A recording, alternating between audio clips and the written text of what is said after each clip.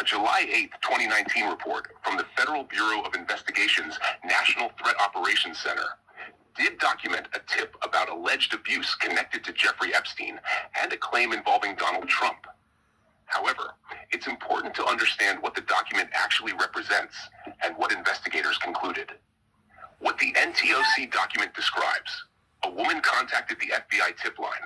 She said a friend of hers claimed she had been abused by Jeffrey Epstein roughly 35 years earlier, mid-1980s.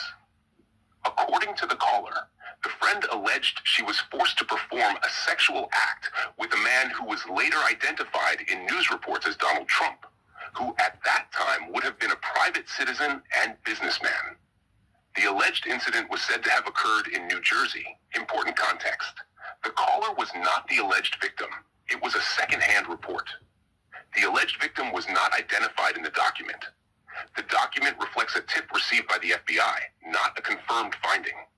Public reporting indicates no charges were filed against Donald Trump based on this claim.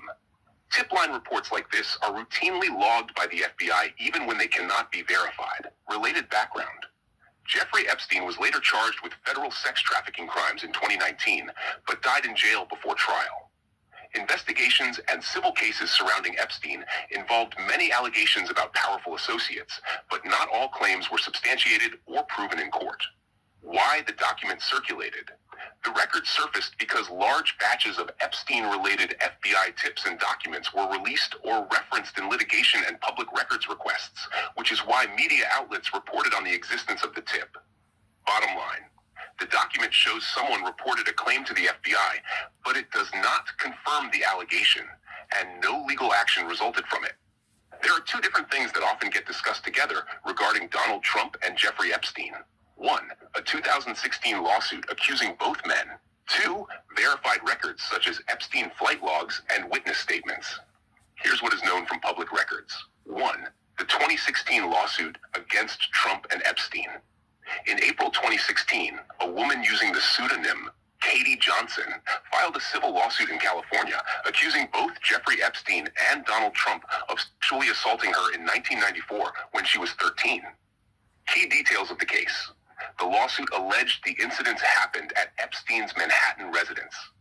The accuser claimed Epstein forced her into sexual acts with Trump and others. The case was filed in the United States District Court for the Central District of California. What happened to the case? The lawsuit was voluntarily withdrawn twice. In November 2016, just before a scheduled press conference, the accuser dropped the case entirely. Her attorney said she received serious threats and was too afraid to proceed. Important facts: the claims were never tested in court. No evidence was presented before a judge or jury. Donald Trump denied the allegations. 2. Epstein flight logs.